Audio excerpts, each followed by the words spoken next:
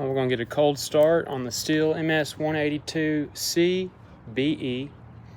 The B stands for comfort, E stands for easy start, and C stands for I'm not sure.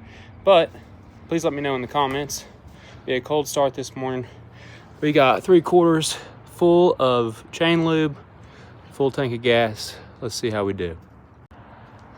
So what we're going to do here first, grab the trigger, squeeze the throttle, push it down and choke. We're going to pull it until we hear it try to start. Chain brake is on. There, you hear that? It tried it. We're going to turn the choke off. Chain brake still on. Pull that chain brake. Hear it click. We're ready to go. Alright, she's been idling for a minute or two now. We're going to pull the chain brake. Let's rip something up here.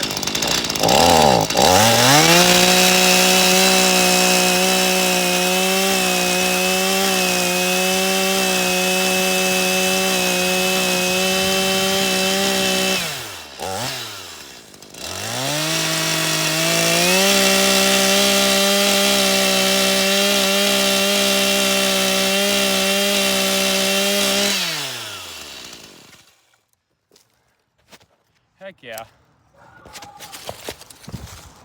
Poppy!